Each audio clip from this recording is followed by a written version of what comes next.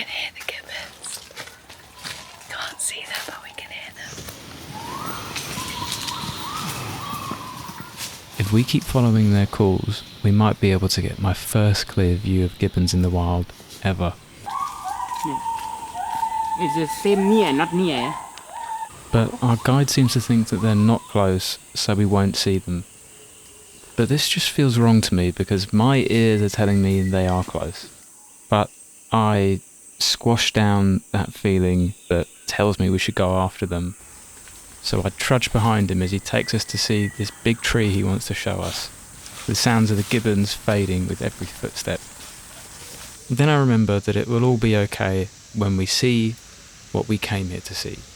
The millions of bats that form a river in the sky at every sunset. I mean, I can see gibbons elsewhere, but these bats can only be seen here in Khao Yai. Although they're not the only animals here, and we've only got this tour guide for one day, so I want to see as much as possible before the sunset. Luckily, we had some early success and found two beautiful great hornbills. They're a male and female pair. The male has the red eyes, and the female has the bluish kind of white eyes. Relieved to have finally seen some animals, we set off in search of more.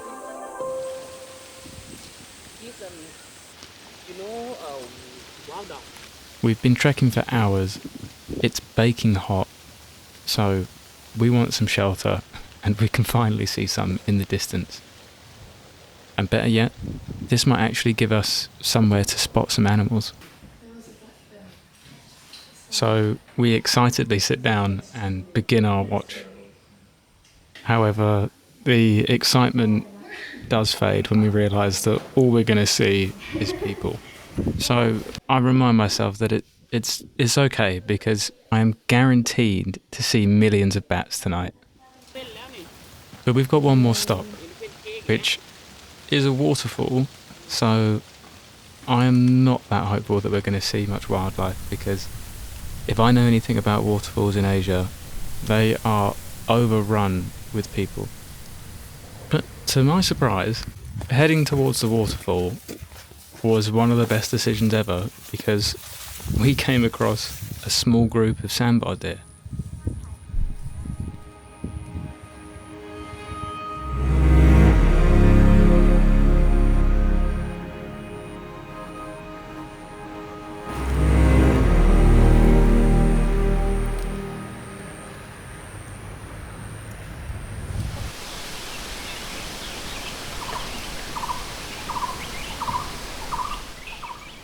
Turns out I was right about the waterfall.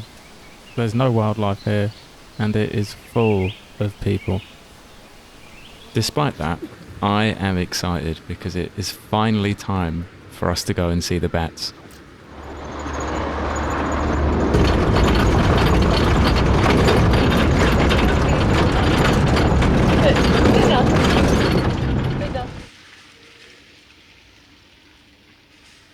I'm a bit confused.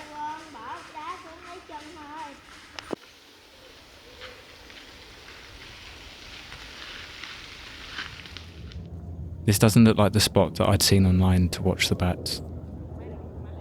So I ask our guide, where will the bats be?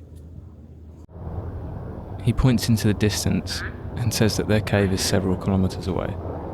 He's chosen this spot because sometimes they fly this way.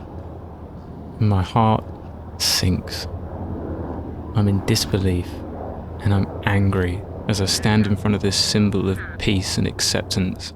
We only have one night to see these bats, and my bat tour has led me to be so far away from them that I might not even see them. My girlfriend Grace says that we should tell him to take us to the place that I'd seen online, but it's 20 minutes away, the sun is setting, and I'd rather have a small chance of seeing the bats than miss them completely on the way there. So I tell her it's pointless. This is like the gibbons earlier. I'm just going to have to accept this, even though I know that this isn't right. But she won't take no for an answer.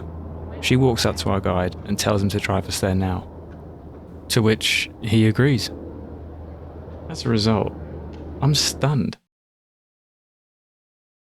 It turns out I don't have to accept what's happening to me.